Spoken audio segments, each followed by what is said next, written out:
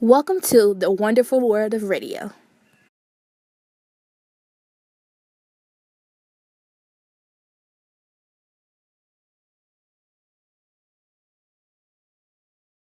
Let's jump right into the wonderful world of radio.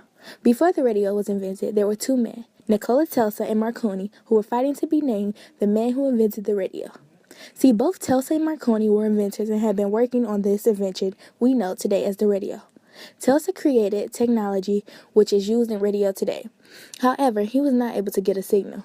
Using Tesla's patented technology in 1895, Marconi was able to signal the letter S over the Atlantic Ocean. So who was the true creator? After debates in courts, they decided Nikola Tesla was the original creator of the radio because it was his technology Marconi had used.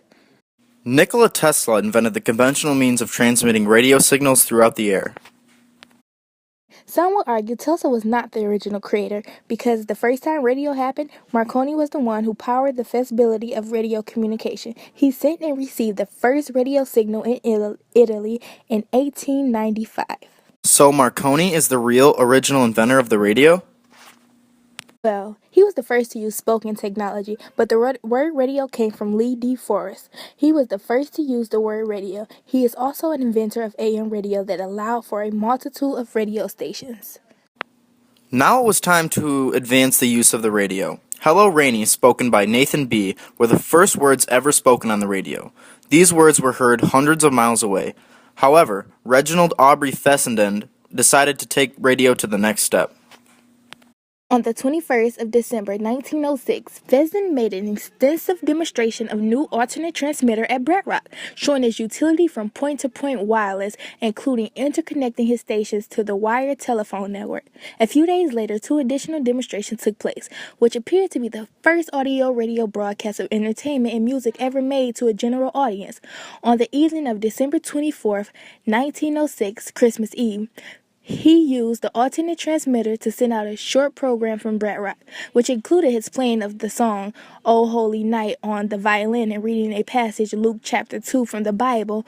On December 31st, New Year's Eve, a second short program was broadcasted.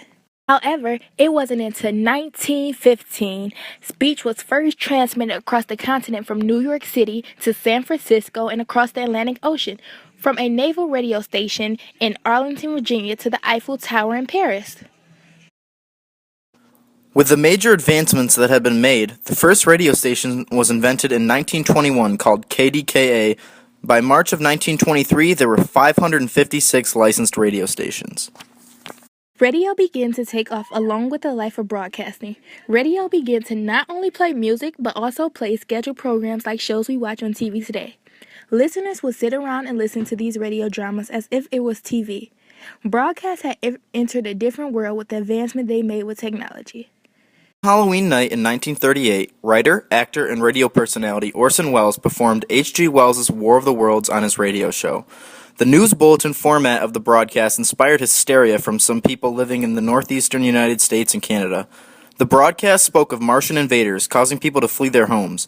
They panicked when they learned of the Martians' ferocious and seemingly unstoppable attack on Earth. Although he took the idea out of a book and people knew this, they still were scared because many of the listeners believed what they heard on the radio was real. Wow, people left their homes just because of what he said on the radio? Yes, radio broadcasts had a lot of impact on people's lives. In fact, let's look at some of the most historical things ever broadcasted on the radio. The Hindenburg disaster,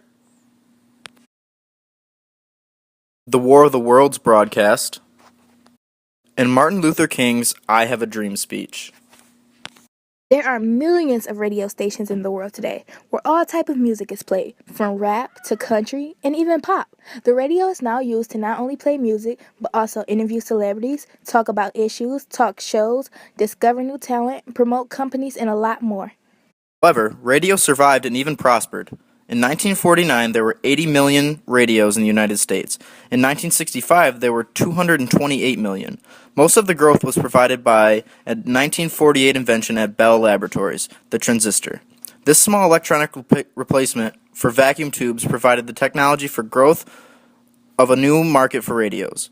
Radios in houses and in cars became smaller, better, and cheaper. By 1960, a typical AM/FM radio cost only $30. An AM-only radio cost $15.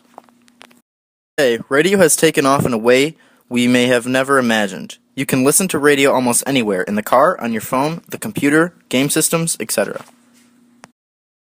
In the future, I think radio will be around forever because it will always be an entertainment needed for the car.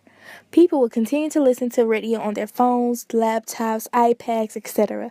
I believe in the future, really small radios will be invented so people can carry them around in their pockets. I believe radio will last forever. Thank you for watching, and I hope you all enjoyed our vidcast.